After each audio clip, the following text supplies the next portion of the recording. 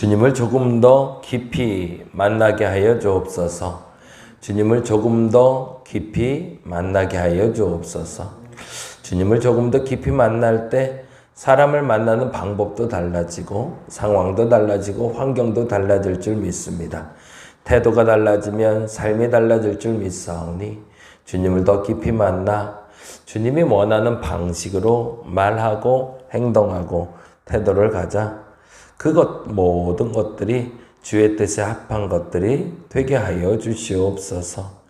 이번 한 주는 조금 더 주님과 가까이 되도록 노력하여 그 결실을 얻어가는 한 주 되게 하여 주시옵소서.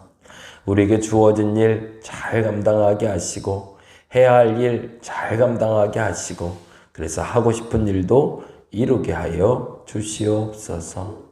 각 성도들의 가정, 직장, 마음, 삶 주께서 지켜 주시옵소서.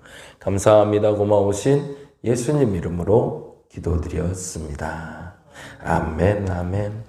오늘은 누가복음 말씀 볼 건데요. 누가복음 6장 38절 말씀입니다. 37절부터 42절까지 봤으면 좋겠는데요. 37절부터 42절까지 6장 37절에서 42절까지 같이 한 목소리로 읽겠습니다. 비판하지 말라. 그리하면 너희가 비판을 받지 않을 것이요. 정죄하지 말라. 그리하면 너희가 정죄를 받지 않을 것이요. 용서하라. 그리하면 너희가 용서를 받을 것이요. 주라. 그리하면 너희에게 줄 것이니 곧 후히 되어 누르고 흔들어 넘치도록 하여 너희에게 안겨주리라.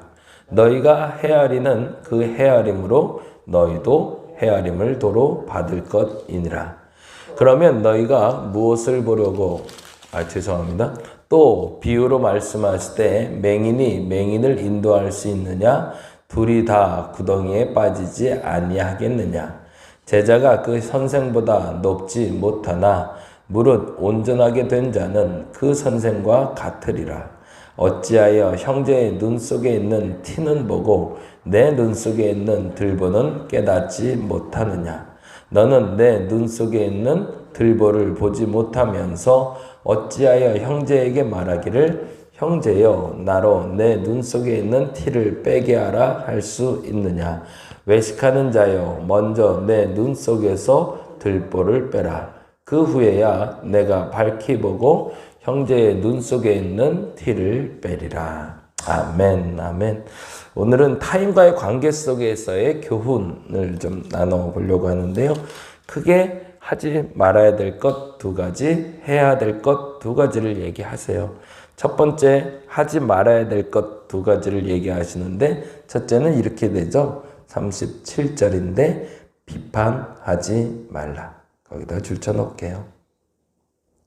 이건 명령입니다. 권면이 아니고요. 권고사항이 아니라 명령이에요. 권고사항과 명령이 다른 게 뭘까요? 권고사항은 해도 되고 안 해도 되고 선택적이라면 명령은 해도 되고 안 해도 되고가 아니라 반드시 해야 되는 거죠. 예수 믿는 사람이면 그리스도인이면 반드시 해야 될 것이 있다라고 주께서 명령하셨는데 그 명령이 첫 번째 비판하지 말라라는 거죠. 누구를 평가하고 판단하지 말라라는 거죠. 이것을 말하고 나서 하나님은 조금 더 강력하게 우리에게 얘기해 주시는데 37절 이렇게 되어 있습니다. 비판하지 말라. 그리하면 너희가 비판을 받지 않을 것이요. 그 다음 뭐라고 되어 있죠? 정죄하지 말라. 거기도 줄쳐 놓을게요. 해야 하지 않는 두 가지를 얘기하며 첫 번째는 비판하지 말라. 누군가를 판단하고 평가하지 말라는 뜻이고요. 정죄하지 말라는 뭐죠? 누군가를 잘못했다고 지적하지 말라는 거죠. 이건 조금 다르죠. 판단하고 평가하는 것과 정죄하는 건 조금 강도가 다릅니다. 아이, 그렇게 살지 말아야지.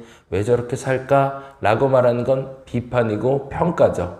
그런데 너 그러면 나쁜 짓이야. 왜 이렇게 나쁘게 살아? 라고 사람을 지목해서 그를 정죄하지 말라는 거죠. 이 두 가지는 조금 강도가 다른 말이긴 하지만 분명한 것은 이유는 이렇게 얘기하고 있죠. 같이 읽어봅니다. 다시 37절. 비판하지 말라. 그리하면 너희가 비판을 받지 않을 거래요. 사실은 비판하지 말아야 될 이유를 얘기하시는 이유는 그로 말미암아 너도 비판을 안 받게 될 거니까. 정죄하지 말아야 되는 이유도 뭐라고요? 정죄를 받지 않으려고요. 다른 말로 뭘까요? 되돌아온다는 거죠. 비판하면 되돌아올 거야. 정죄하면 되돌아올 거야. 그러니 절대 누군가 비판하고 판단하지 말고 정죄하지 말아야 돼. 이 두 가지가 하지 말아야 될 두 가지를 얘기했다면 해야 될 두 가지를 또 얘기하고 계세요. 다시 한번 읽어봅니다. 37절 읽어볼까요? 비판하지 말라. 그리하면 너희가 비판을 받지 않을 것이요. 정죄하지 말라. 그리하면 너희가 정죄를 받지 않을 것이요. 이제 해야 될 게 나오네요. 읽겠습니다. 용서하라. 그리하면 너희가 용서를 받을 것이요. 여기다 줄쳐놓을게요. 용서하라. 용서하라라는 말의 원어는 이렇게 되어 있습니다. 잘못에 대해서 감해주다가 아니라요. 자유롭게 놓아주다라는 뜻이에요. 이 부분이 조금 좀 차이가 있죠. 그러니까 뭔가를 잘못한 것에 대해서 괜찮아, 내가 인정해 줄게 라고 말하는 게 아니라 그 사람이 그 잘못한 것에서 자유할 수 있도록 도와주는 걸 용서라고 얘기합니다. 아이가 유리컵을 깼어요. 실수를 했어요. 그럴 때 우리는 보통 뭐 하죠? 왜 이렇게 조심성이 없어? 비판하는 거죠. 넌 그러니까 문제야. 정죄하는 거죠. 이거 절대 하지 말라는 거죠. 왜 이렇게 조심성이 없어? 넌 항상 그게 문제야. 라는 말 하지 말고 뭐 하라는 거죠? 용서하라. 어떻게 하라는 거죠? 어디 다친 데 없니? 라고 물어볼 수 있어야 된다는 거죠. 그렇게 되면 뭐 하는 거죠? 어디 다친 데 없니? 라는 말은 네가 유리를 깬 것 때문에 나는 너 혼내지 않을 거야. 더 중요한 건 거기에 네가 매이지 마라는 뜻이죠. 성도들 간에서도 꼭 필요한 얘기고 가족 가운데도 꼭 필요한 얘기가 되는 거죠. 더 정확히 말하면 사람과 사람 관계에서 반드시 지켜야 될 룰이 있다고 얘기하시는 겁니다. 이건 뭐라고요? 권면이 아니라 명령이라고요. 그래서 누군가의 잘못을 보고 그것에 대해서 소위 지적질을 하는 것이 아니라 그것을 가지고 우리가 그 잘못에 대해서 자유할 수 있도록 도와주는 역할을 할 수 있어야 된다고 성경은 말하고 있는 거죠. 물론 그렇다고 해서 모든 잘못을 다 용서하라는 건 아니죠. 실수를 용서하라는 거죠. 잘못과, 그러니까 죄와 실수는 차이가 있죠. 실수로 유리를 깬 것과 일부러 유리를 깨는 건 완전히 차이가 있는 거죠. 만일에 일부러 유리를 깼다면 그건 죄죠. 그것에 대해서는 그에 합당한 대가를 치르게 해줘야 되는 거지만 실수로 유리를 깼다면 그것은 죄는 아닙니다. 번복할 수 있도록 그 실수에서 벗어날 수 있도록 도와주는 게 맞는 거죠. 아이들이 정말로 실수로 시험을 잘 못 볼 때가 있어요. 근데 정말 일부러 공부를 안 해서 점수가 안 나올 때가 있어요. 언제 혼내야 되는 걸까요? 실수로 잘못하면 혼내면 안 돼요. 정말 실수로 잘못했기 때문에 그때는 위로해주고 자유할 수 있도록 용서해줘야 되는 거죠. 근데 본인이 열심히 안 했고 그래서 성과가 안 나왔을 땐 혼내야 되는 거죠. 왜? 할 수 있는데 안 한 거니까. 개인적으로 성도들에게 제가 요청하고 싶은 건 그 부분이에요. 제가 웬만하면 성도들 앞에서 잔소리를 안 하는 편입니다. 뭘 잘못하면 잘못한다고 꾸짖기도 하고요. 그리고 가르쳐야 되는데 그 정도는 아닐 거라고 생각해서 그래요. 제 개인적으로. 우리 성도들이 그 정도 수준은 아니다고. 그리고 대부분의 성도들이 하는 일들은요, 제가 이메일 때문에 사실은 화를 많이 안 내는 편인데 실수가 많기 때문에 그래요. 잘못이 아니라. 일부러 그러려고 그렇게 행동하는 게 아니라 어떻게 하다 보니 그렇게 되는 경우들이 많더라고요. 이게 대부분의 우리가 사실은 사람들을 만날 때 어떤 사람들을 보면 일부러 해코지하는 경우들이 있어요. 남 잘못되라고. 그렇게 되길 원해서 하는 경우는 그건 죄죠. 근데 누군가를 잘못되라고 그러는 게 아니라 난 잘하려고 했는데 근데 그 사람에게 피해를 줬다면 그건 죄는 아니죠. 실수죠.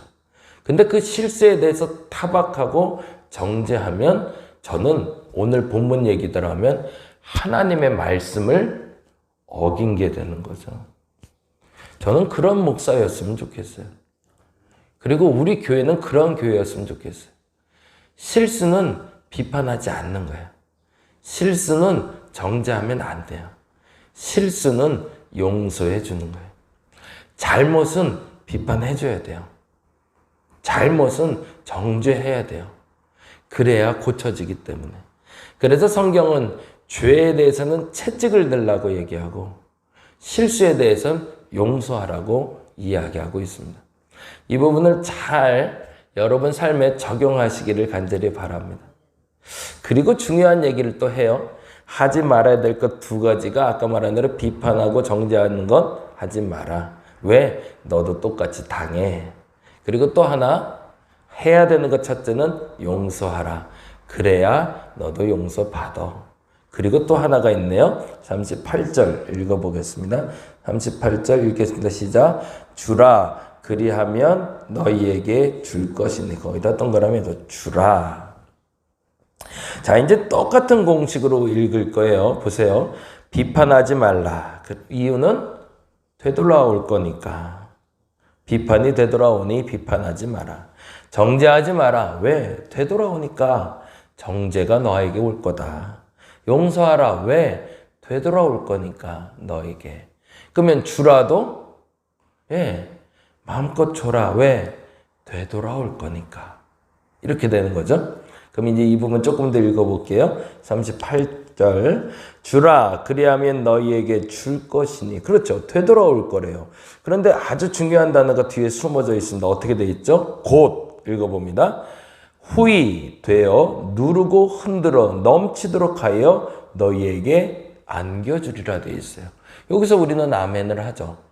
내가 주면 내가 준 것대로 후이되어 누르고 흔들어 넘치도록 너희에게 안겨줄 거래요. 그러면 나는 어떻게 줘야 돼요? 이게 중요하죠. 내가 후이되어 누르고 흔들도록 넘치도록 내가 받으려면 나도 누군가에게 줄 때는 어떻게 주는 거예요? 후이되어 누르고 흔들어 넘치도록 주는 거죠. 아니 나는 그렇게 주지 않고 내가 그렇게 받으려고 하면 도둑놈 심보죠. 어저께 토요일 날 우리 공동체 비전 학교라고 좋은 모임이 제가 좀 생겼어요. 너무너무 좋았어요. 한 6분 정도 와서 얘기하고 가셨는데 그중에 회계사 한 분이 계세요. 옛날에 3일 회계법인에 계시다가 지금은 법인을 옮기셔서 생활하시는 분인데 그분이 그러세요. 너무너무 이번 모임을 중점적으로 만들어 가신 분인데 제가 그분들 모시려고 커피도 준비하고 밥도 준비하고 그랬어요. 근데 그분이 그러세요. 딱 오자마자 이제 기도하시고 모임을 시작하는데 제가 오셔서 항상 그랬겠죠. 저 하는 습관대로 커피 드실래요? 뭐 드릴까요? 라고 물어봤겠죠. 그랬더니 그분이 저 커피 먹겠습니다. 그러시더라고요. 그리고 보통 끝나잖아요. 그러고 나서 다른 사람들 그러시니까 자 이제 돈 내세요. 그러는 거예요. 그러니까 그렇게 하지 마시라고 자발적으로 해야지 그 자꾸 강요하지 마시라고. 그때 그분이 그러는 거예요. 받은 만큼 되돌려 줄 줄 알아야 그게 신앙이니라고. 근데 그 다음에 그분과 대화 나누면서 그분이 이 얘기를 해주시는데 마음에 확 와닿은 게 있어요. 그게 오늘은 재정 묵상이라 그 얘기를 하는데 목사님 저는 사람을 보는 기준이 다른 사람과 좀 달라요. 그래요. 뭐가 다르세요? 그랬더니 다른 사람들은 그분의 눈빛이나 행동이나 살아가는 모습을 보고 사람을 판단하잖아요. 저는 그 기준이 돈이에요. 그러시더라고요. 어떤 사람이 돈을 어떻게 쓰는지 보면 그 사람이 어떤 사람인지 안돼요. 그래서 그 사람을 한번 실험해 보려면 목돈을 한번 줘보면 그 사람이 어떻게 쓰는지가 보이잖아요. 그럼 저 사람 저런 사람이구나. 이게 보인다는 거죠. 마찬가지로 헌금하는 걸 봐도 이 사람이 커피 한 잔 먹었다고 커피 한 잔 딱 내는 사람이 있고 그 이상을 내는 사람이 있고 그거보다 모자르게 내는 사람이 있더라는 거죠. 커피값이 정해져 있지 않는 한. 근데 그렇게 됐을 때 성경은 정답을 이렇게 얘기합니다. 후원은 정당한 상거래가 아니라 무엇인가를 받았을 때 되돌려주는 마음은 후히 되어 누르고 흔들어 넘치도록 넘겨준 사람에겐 그대로 돌아온다는 거죠. 헌금도 마찬가지. 내가 가진 것에서 후히 되어 누르고 흔들어 넘치도록 주께 드리면 주께서는 내게 후히 되어 누르고 흔들어 넘치도록 주시겠죠. 근데 주께 드릴 때 후히 되어 누르고 흔들기는 개뿔. 그건 생각도 안 하고 난 1,000원만 할까? 500원만 할까?